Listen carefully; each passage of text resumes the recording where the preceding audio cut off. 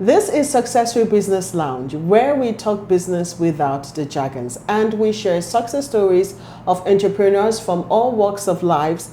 And today on the program, we have a very, very interesting guest. But before we continue, we will take a short break. I am Chana Ejoga. Thanks for joining us.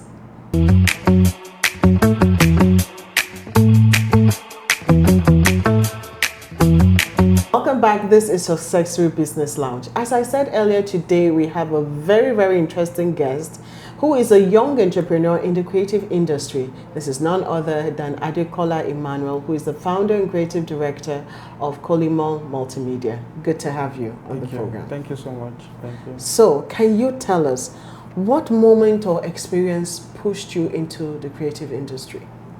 So, I'm going to take you way back because my journey started like very early as a child. I started in 2010. That's when I finished university. Okay. And I had like a little struggle at that time. And my struggle was knowing what to do next. Wow. Yeah, like I know like for kids most times we don't really think very deep into it at that time. And the reason, I mean, sometimes we do, sometimes we don't. But for me at that time, the major thing was I was very interested in tech. Okay. Like I loved computers. That's just what I just did not know if this is the direction I was going to go. But I just knew. So while I was in secondary school, I used to go for like computer classes. Like yeah. So I used to go to, I don't know if you've ever heard of Aptech. Aptech? Yes. I went to Aptech. I told my mom like, oh, I want to go into programming and computer language. I wanted to learn all that. So I went into Aptech while I was in secondary school, and I learned HTML, okay, and JavaScript and C++. Okay. Those are very tech things, right? Yeah, really. You're just like, you're really showing that you're the Gen Z. Yeah. So those were the things I was learning at 2009, 2010 time. Wow. This was while I was in secondary school. That was way back. Yeah, because even during when I was doing those classes, I would go after school, sometimes weekends I would go, and the people that were there were older than me. I was like the youngest person there and all that. But so while I was there, I picked up a few things, and I had more access to computer and all that. And the good thing there was, so I now started, while I was there, I was now learning, like, I learned a new software. Though I was doing HTML, I would learn Photoshop. So I was now like playing around with You were Photoshop. just putting your hands into anything that was involved, like tech at that tech. time. I was just putting my hands, and I was learning it. Then I finished secondary school. So after secondary school, it was a thought of what's next, and what everybody thinks, like, oh, what do you want to be? Do you want to be a doctor? Do you want to be an engineer? I said I wanted to be a programmer, and literally at that time, there was no course literally in Nigeria that would say, oh, let's do programming, let's do computer science. Like it was just a computer science course mostly, right? But I wasn't really interested in those courses. So what happened was, my mom was like, do you know what? So I did JAM and everything, but like I did not. At that time, I don't even think I passed because, so I didn't pass because one thing, that was another big problem. I hated math. Oh God, don't we all? I hated math. It's not even a joke. So my mom was like, okay, do you know what? Let's take a year and break, right? While you prepare, and you now figure out what you really want, right? And this was, I think, the best thing that ever happened to me. I've not seen anybody very few people who have ever taken a break after secondary school. There's always that rush. All your peers are moving into the next. Yeah. But I still did not know what I would. In fact, at one point I thought I wanted to be a diplomat. I even had a bag that said diplomat on it. Like I had so many. So I think, so that year, the gap year was 2011, right? So while I was home, while my peers were like in uni already, I was doing something where I continued using the computer, learning like HTML, and then I now also started learning more Photoshop, and I started doing graphic design. Then I used to do graphic design for my friends. Even while I was in secondary school, I used to do graphic design for my friends. And I did one for a friend's party, like an event, and then someone saw it and was like, who did that flyer? Right? And then he said it was me. And then he came to meet me and he was like, I need you to work for my studio. Right? And that was your first graphic design that you made? Yes, exactly. Whoa. And that was my first job. Actually, even that graphic design was the first time I ever made money. Like, from my work, right? Yeah. At that time, it was just hobby. But I got paid for it. I think it was like 5,000 naira. And that was like a lot of money for me at that time. I was like, wow. It's like, wow, so I can make money with this. Okay. But then I also got, so this person was like, oh, I need you to come work with me full time. And do my graphic designs, and I was like, okay, like I'm not doing anything right now, right? I'm just studying to get into uni. So I started working for him, and I was working doing, and while I was there. So you even started working before you went into the university? Yes. Wow. I started working before I went to uni. So I started working for him. While I was there, good thing, right, with him, he had like computers, he had cameras, he had so many, it was a studio actually. So he had all those access to those things, but what he did not have was people that could use them. Whoa. Right? So while I was there, I was learning, I was like... So he just brought you into a playground because you had everything that you could use to start practicing what you've learned back. Things I did not have access to, because I was, like I told you, I was a computer nerd, so like computers always, I wanted to say a computer, I was like, always wanted to use it and learn and all that. So with there, I had access to internet, I had access to the computers, the cameras, so I would just be learning and using it. And you have things to like practicalize what you've been learning. So I started as a graphic designer, then I would do like a video. I would do like, if I'll edit, I'll learn how to do a video and I'll do it. I'll learn how to do 3D animation and I'll do it. And he'll see it and he'll be like, wow, amazing. And then he literally got a job from Jimike, the actor, one time. Wow. And I was the one who did the whole video and everything. And that was like one of our biggest like income at that time. Yeah. So, and I did it, and I was just a graphic designer at that time, right?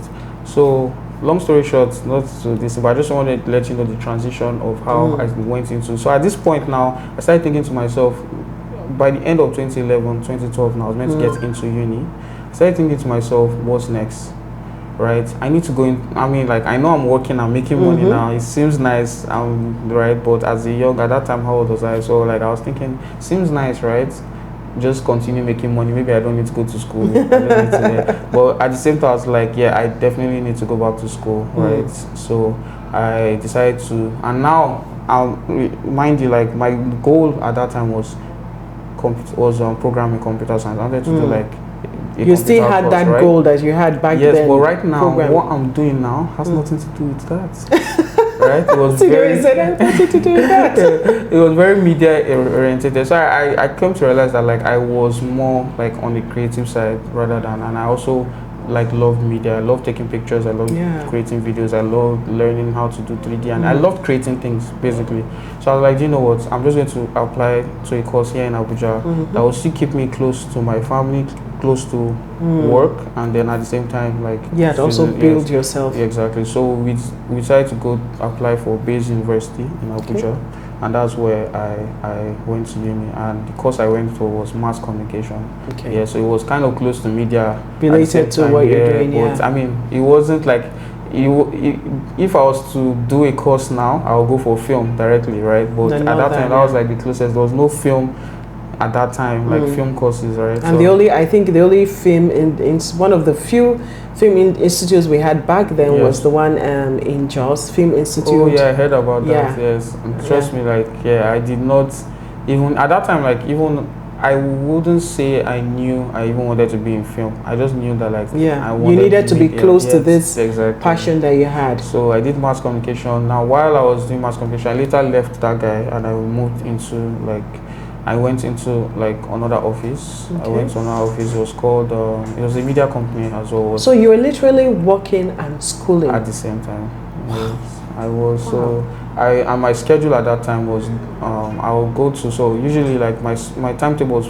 Well, let's say flexible, but it was at different times. So I'll have courses in the morning, or in the night, or in between, right? And then anytime anybody employed me, I'll let you know. Like I'm in school though. Right, so like I'll have to go for my classes. Now people had to employ me for two reasons. One, they knew I had the talent. So like there's no way you need me, right? So they always would be okay with my flexibility, right? As far as I deliver my work, which I always did, right? So it was okay. Like it wasn't a situation where like, oh, this boy is still in school, so I would always still get the job, right?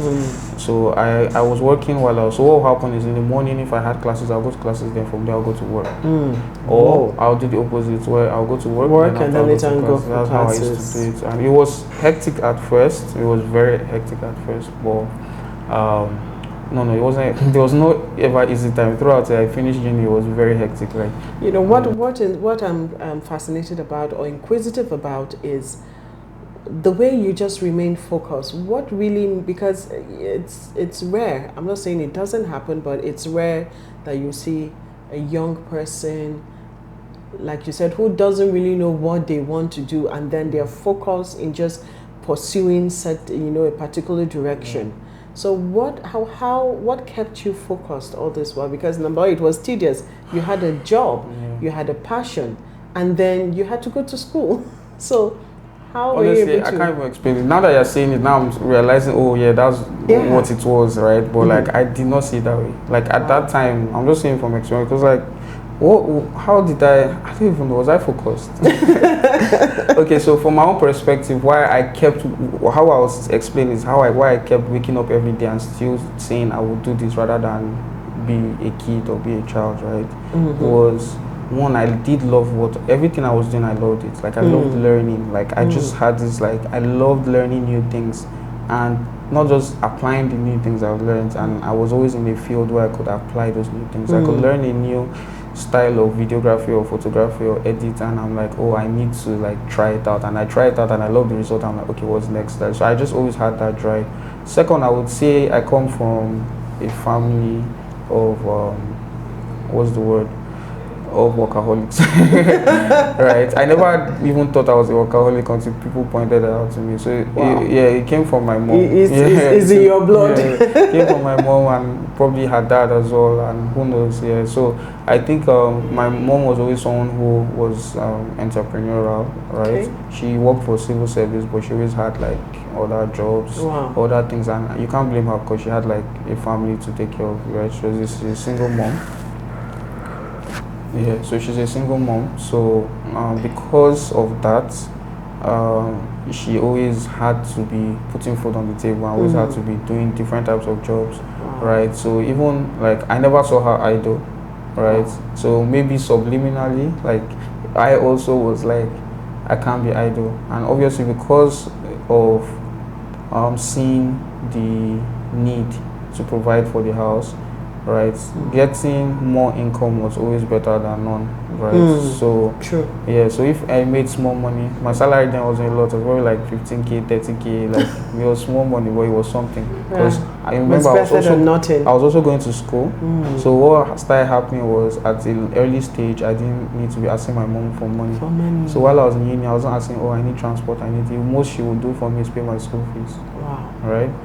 So that created like a support system. Yeah, exactly. So it was at least something, at least I could take the load of me off her a little, and it just became a responsibility that was on me to get. So I don't think that's the major push, but I think it's added to it, right? It added to it. So, but the major push for me was still the love of doing what I like doing. Yeah. So at what point did you know that, okay, I need to set this up as a proper business? When did you say, okay, I need to set up Kolimo Multimedia?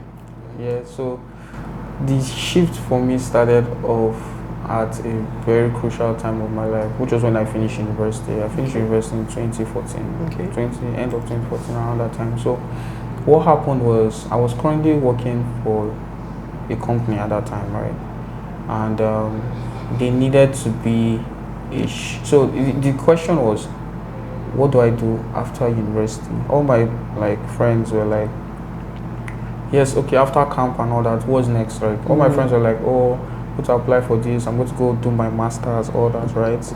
I wanted to do masters, but we didn't have like the financial capability at that time. So I was like, do you know what am I going to do next?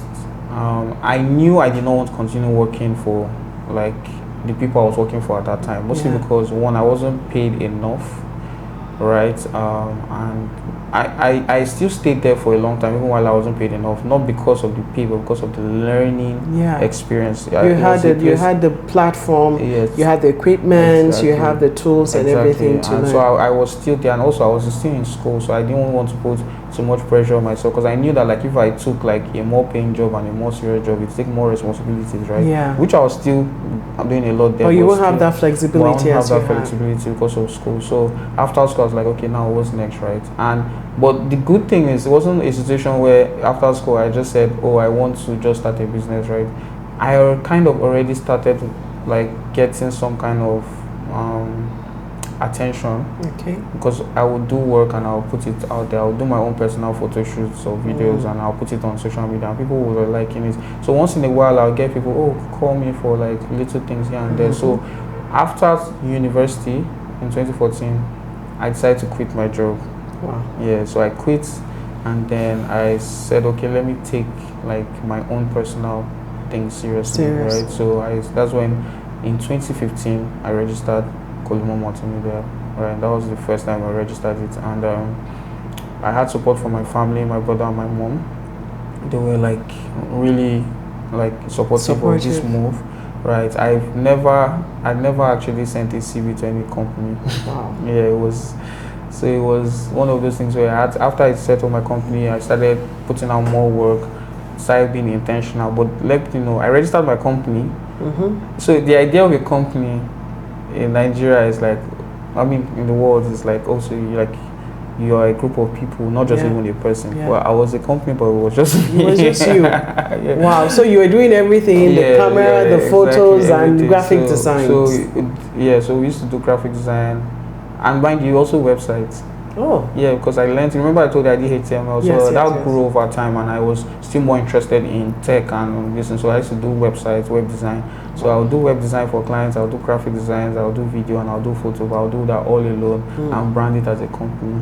Wow. Yeah, because I mean I had no one else at that time, and I not learned a lot about business. So yeah, so that's how Kolimo Multimedia was founded. It was founded out of the love of like creating, and at the same time the necessity, and also I just really did not like, from my own experience, no hate to like all the places I worked with, but I don't think I liked the way like the media scene was being like run, right? Mostly not even, just also the way like people are being treated, staff was being treated, the way the attitude was work, it was always just more financial rather than like the passion for the job. So I think we wanted to make a difference, and so we started, or I started. I always keep saying we, because to be fair, like I don't think I started alone. I would give acknowledgement to my brother. My brother is a big supporter of like my work. In fact, we will go together for shoots and everything. Like he's definitely one of the founders of my company.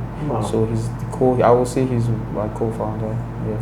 So again, I wanted to know, like, has there ever been a time that you doubted this path that you were going due to like challenges? Because I know starting this from where you said it wasn't easy, you having to navigate school, work, and developing yourself. So was there any point that you felt, oh, am I really doing this? Is this really what is cut out for me? Have you ever doubted yourself? Every day. Even to today. Like the doubt, I don't think like as an entrepreneur the doubt will never leave. I was at an event 2 days ago, and like someone I know that I look up to, a very big like photographer and all that, says he wanted to quit 2 years ago, and this one has been living for years.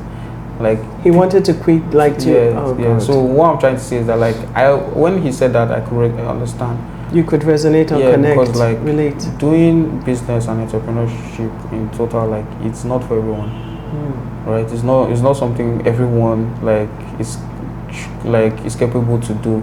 However, like those people who choose to do it battle every day with so many problems and all that. So yes, I've had times where I've said, I was thinking, I didn't really start thinking, maybe I should just find like a 9-to-5 job and just rest, because it's stressful. It's always taken from you. Yes, because you think about it, like I'm handling staff, like people, I'm handling clients, right? I also have to be balancing how to like make sure I pay salaries every day, my overhead.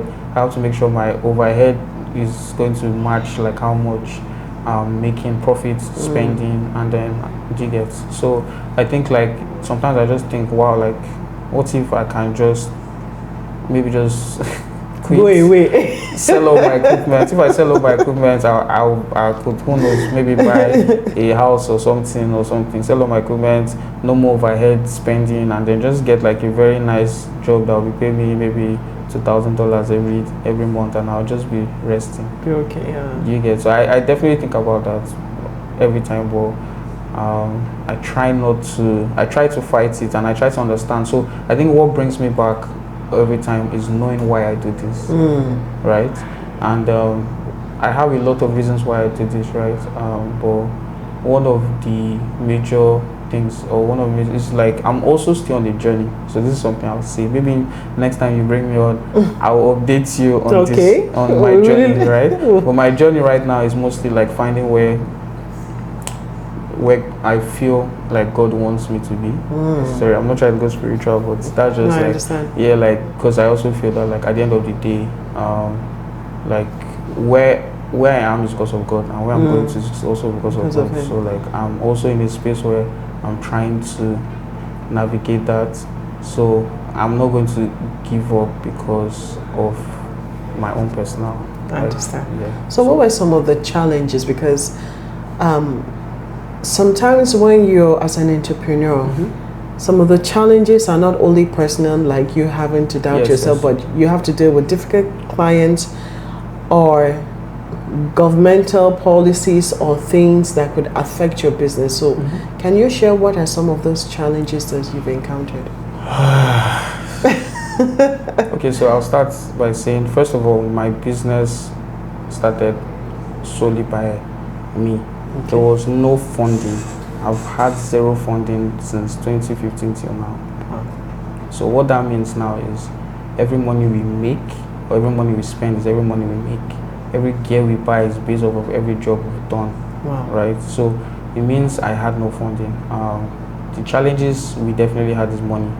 Right? Scaling has always been our biggest problem. I've also been told, oh, let's do loans and all that. I don't hate debt, right? But I know like debt can be used as a tool.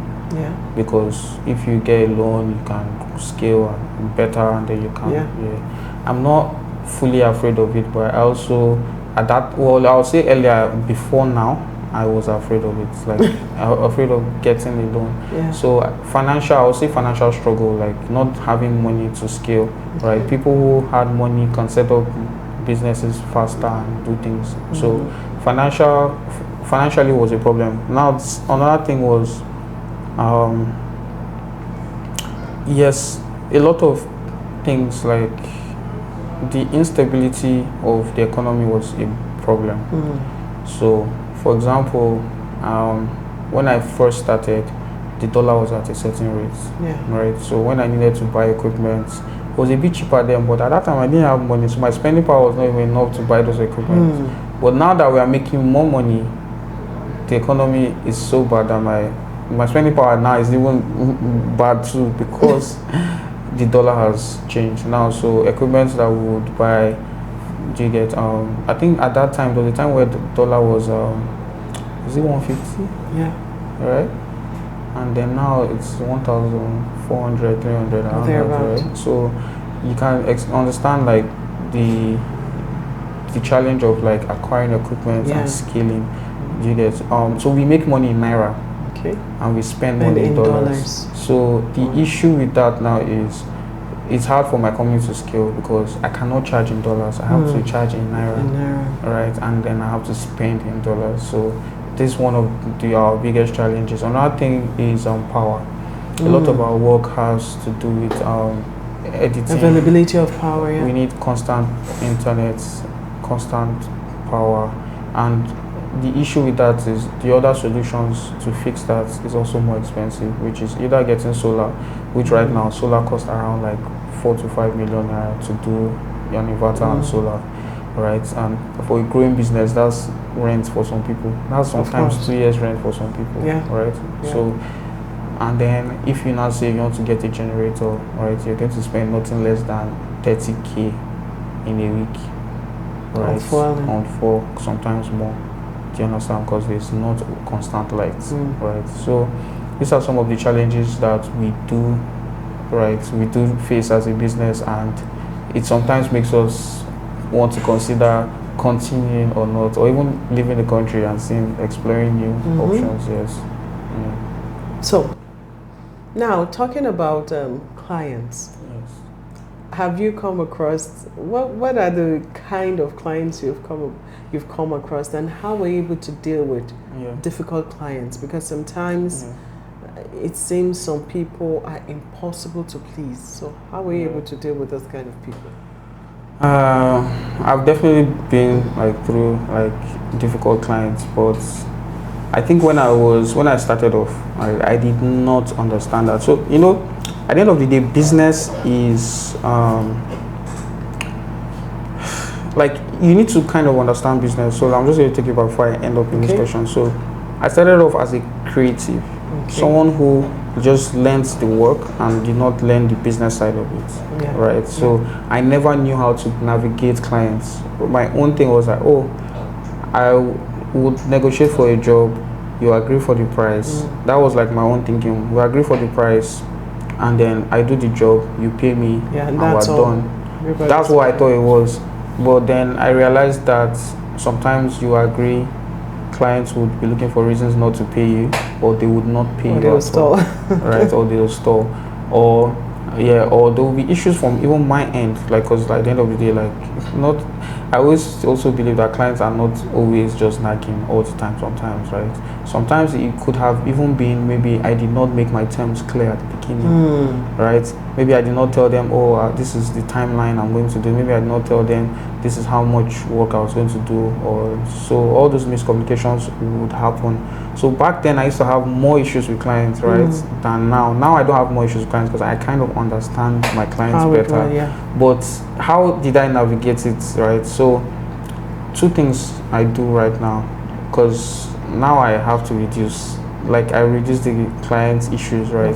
Two things I do is at the beginning of negotiations, right, I make first of all, I tell them what we can do for you as a client, right, as a business. Because some clients can have impossible ideas. Yeah, so they can come up. Yeah, that happens. Now, I also had to learn that consultancy is also part of it, because people come and they don't know what they want, or they don't know how to interpret what they want. Exactly, they don't know how to interpret what they want. But as a professional, I have to. That's another thing too. You need to make sure that your clients see you as a professional, because when they don't see you as a professional, they're telling you what to do. So yes, doesn't mean I don't listen to my clients, I do, but at the same time I'm going to advise. I'm going to be like, okay, so you come with me with the problem, and I'm going to say this is how we tackle the problem. Now when that happens, we're going to reduce a lot of miscommunication. So I try to understand my clients. After I understand them, I now lay out what I understand to them. So I'm like, okay, so you need to do a video, right? Oh, these are the deliverables, right? This is how long it's going to take us to do it. This is when it's going to take us. So that communication happens. So when I give them all that, then I also tell them this is how much it's going to cost. Oh, I can't afford it. Oh, I'm so sorry. I'm going to try and negotiate, right? If I can, if there's this, I'll be like, okay, so I can give you a discount. I can give you a 10% discount. And if they agree to that, fine, we move on, right? If I can't give you a discount, I'll let you know, and I'm okay, with that, backing up from the job. Then after that, we now go into the next stage. Once you agree to the price, I send you an invoice or proposal. And then the invoice and proposal usually always have contracts and terms there, right, which now reduces all the issues that we have. Now I'll just give you an example of a client I had a few years back, and we give terms, and we give we always send. So what we do is we send invoices to your email, and we send all the details of everything we do, and we sent all this. So after we finished the job and we delivered, client came back and say, oh, you said you're going to do this, you're going to do this, you didn't do it, right? And we're like, I'm so sorry, but we already agreed to all the terms of everything we're going to do. Please, can you refer to the email? Right? So because it sounds very vague and bogus. Because so I was even thinking, did we lie to the client? Did we not do what we were meant to do? But we checked our documents, and we saw that everything we said we did, and everything he's saying that we did not do was not part of the agreement. So we said, please refer to the email. We even had to share back the email and all that. And he saw that we were not, and he was and he had no more argument. And that ended. Do you understand? So I think tackling it in that perspective would really help. So clear terms, contracts if you need to, right? And then you need to, not yes, if help me. Okay, contracts. You need to. So contracts, and at the same time also just I've come to understand that like clients are human beings. People always miss that. So what happens is you see a client as someone you're going to make money from. I don't see my clients like that. I see my clients as people who need problem solving. Right? So what that means is you come to me and I'm like, what's your problem? You don't come to me, I'm like, how much am I going to charge you? Right? I'm just like, what's your problem? Okay, this is how I'm going to listen to your problem. I'm going to give you this, and then I'll now give you a quote. Right? And then from there we now go ahead. So if you treat people like that, you would have less problems. Because I'll give you an example. I had a call last week of someone I've never spoken to before. He calls me from a referral and he's like, hello, I need a design, a graphic design, because what we do, one of the things we do is we do retainers on graphic design. Right, so we can like take over your company's branding for a month, right, or about a period of time. So he comes and he's like, I need a design today, right? I want to put you on a retainer, but I need to see what you need to do first. And all this. Like, he came with this kind of energy as if like, so he came with an energy, yeah, not just the boss. No, he came with I think he has been hurt by people, like other people he has worked with, right? So he came with that energy, feeling like more aggressive. Yeah, a little bit. So he was like, I need you to do this and this thing, and I don't want stories. I need you to be. And I was like, I had to try and calm him down. I'm like, okay, can I see what you want me to do? Can you send me pictures? Can you send me ideas? Can you send me this thing? And all that. I just needed to understand him so that I know how to tackle the situation. And he comes so hard. He even started saying that like, I don't like people that talk too much. That's what he said. Whoa. It was like, I think you're talking too much and you're over. Wow. Literally. He was like, I think you're over this and that. And once people start talking like this, I already don't trust them. Start talking that way. And me of before would have just been like, you know what, I'm so sorry, I don't think I can take this job. Or I'll just be like, I'd have just like let go, disengage from that conversation and just be like, no, because I don't want stress either. But I had to, while I was in that conversation, something in me was just like, wow, I've never experienced this before. I need to learn. You really calm down. So I was like, you know what? So I said, don't worry, I know what I'm going to do. So I replied him and I'm like, okay, I understand where you're coming from. And he now opened up. I had to call him and I had the conversation. He opened up. He was like, last person who worked for me, like just said all these things and did not deliver. So it was more like a defensive mechanism that by approaching it that way. Thinking that way, but most people would not think that. Like I said, clients are humans. Yeah. So like if I did not break him down to understand what the core you now had to apply emotional intelligence. Exactly. So emotional intelligence is part of it. So I was just like, so I explained to him, I was like, do you know what? Don't worry. This is what I'm going to do for you. It's okay, we can start. You know, like this is a conversation that happened. Even I don't usually pick calls around that time, around like 9 p.m. But I picked this call and it was around 9 p.m. we had this negotiation. We finished that negotiation that night and he paid that night. Wow. In full, by the way. Wow. Yes, he paid that night in full. That's awesome. Yeah, so imagine converting that kind of client into a paying client. Yeah. And he's going to be paying me every month. Right, and trust me, it's not a small money. It's not small money. So my point now, it's not. I bet it's not. So my point now is like, not every client is that comes off rudely. It's actually rude. Right. They're coming from experiences that has made them like built defenses on how to approach people. So at the end of the day, I now know how. It's either I'm going to close you, I'm not going to close you, right? And if I'm not going to close you, it's two things. Maybe that person, sometimes there are people that are unreasonable, right? Sometimes they don't understand my work, or they don't value the work, right? Or they do not respect the work. I've heard people say things like, oh, don't work with people that don't respect you and all that. Yes, it's very possible. But like I said too, I've had difficult clients that I work with. Another person will say this person is difficult, but for me they're not going to be difficult because I'm going to handle them differently.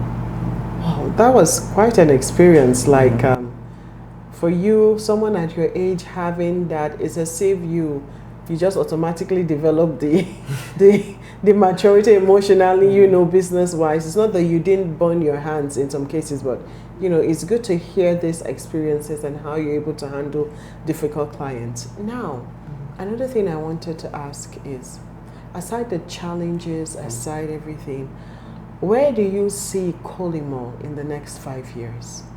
With what you've surmounted and how you're going, where do you see Kolimo Multimedia? Okay. So first of all, like I already said before, that like my whole plan and vision is still going to be like, it's still God that's going to direct me, right? But like for now, right, where I see Kolimo Multimedia heading is, so we're trying to not just be a company that just, like, we're not just trying to deliver services only, right? Okay. We're also trying to one, build a community, a community of creatives, a community of people. So like, I see a future where there are going to be more people like me, right? More people who can, like, pioneer, like, because how will I explain it? Sometimes I see the world in a very, like, different way. I know, like, before me, there were other people that came, right? And they paved the way for me to be here. So we are planning to pave the way for other people like us to even do further and do more. So we want to create like a community where we're going to be able to educate people, educate like creatives, one on business. Like I said, like a lot of all these things I've told you about, I did not learn them. You didn't learn the business aspect. I learned it on the go, and I learned it slow because I felt like I would have probably gone further if I did business. Just like I said, when we started school, people who did business.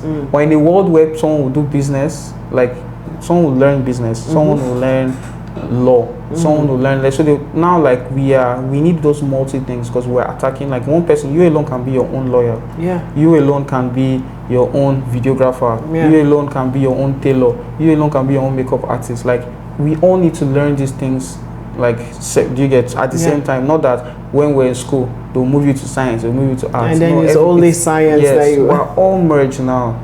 So, everything is interconnected. Yeah, so everybody needs multiple skills to survive in the future. So the future of the world, right now we have AI. Like, AI is taking over. Now people are learning AI as a course. Yes.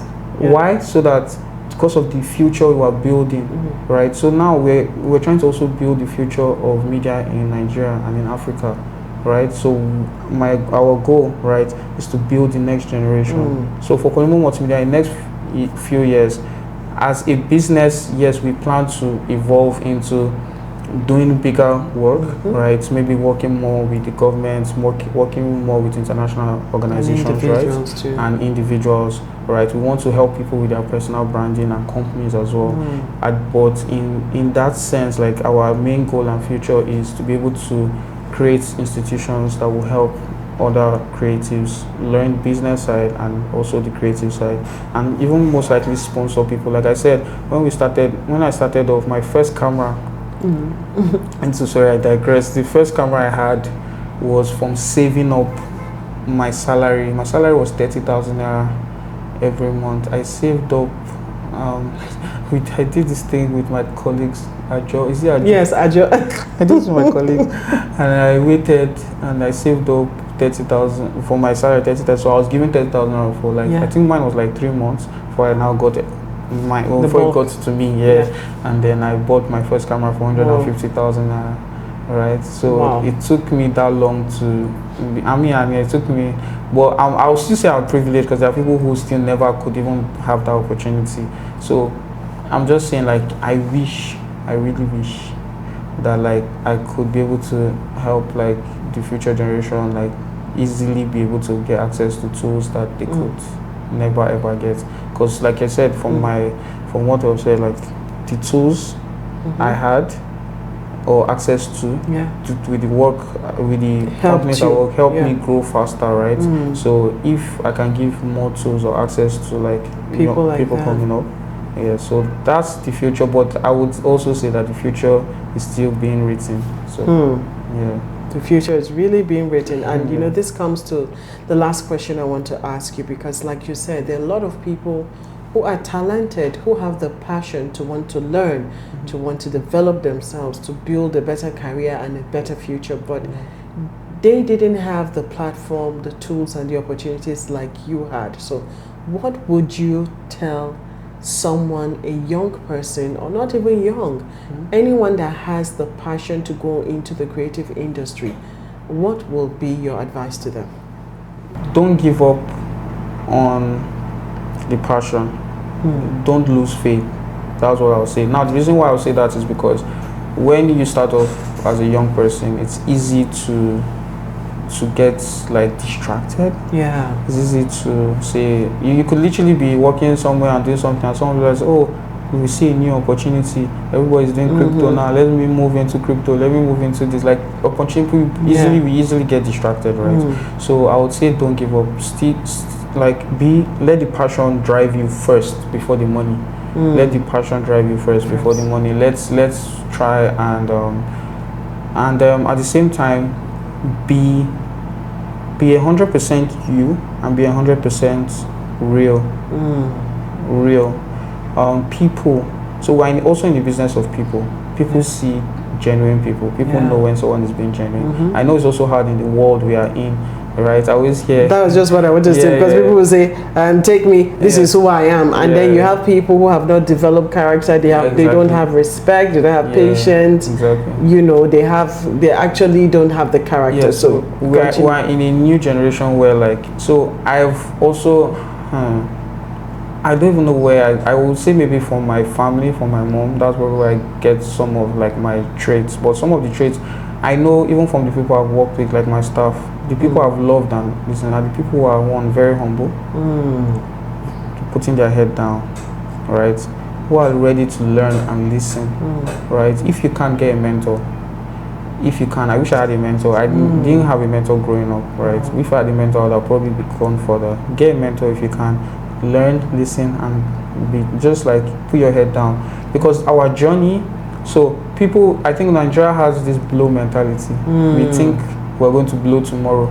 You think that you're going to be a millionaire. You're not patient for go through the process. I've been doing this for more than 2015 till now is how many years now? That's about 2015 to 10 years. Like 10 years?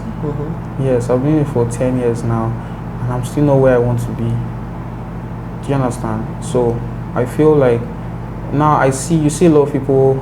I was just saying, what's this guy that won the Oscars recently? What's the guy that won the Oscars recently? Bobby, the black actor. What was his name? What's the black actor that won the Oscars? Let me ask. That went to a burger place after. That did Black Panther. Okay. Michael Jordan. Michael B. Jordan. Sorry. Michael Jordan. Yes. So, Michael B. Jordan, you see when he won the Oscars, and everyone, people were like, "Oh wow, people are this." And then, if you see his story, from how he started till now, this is someone who suffered, went through so many things, to get to. This is someone who suffered, who went through many things to get to where he is now, right? And this is a story. I've studied so many people who have been successful, right? And none of them had it easy. So this is not, don't be afraid. I'm not one of those people who preach suffer. No, it doesn't mean that you have to suffer, right? It just means that there's a process to things, right? It's just and you just need to put your head down, learn, improve, and the opportunities will get to you, and you'll get to, and also have a goal. And your goal doesn't have to be, I had ridiculous goals. My goals were by this age, I want to have a car, I want to have a house, I want to do this. Those goals sometimes help motivate you, but those are not the major goals. Your goal should be, I'm not saying what your goal should be. Your goal can be oriented to your beliefs, that's fine. That's how my goals are. But your goal should be something that is bigger than you, right? Because if your goal is not bigger than you, the day you reach that goal, it will end.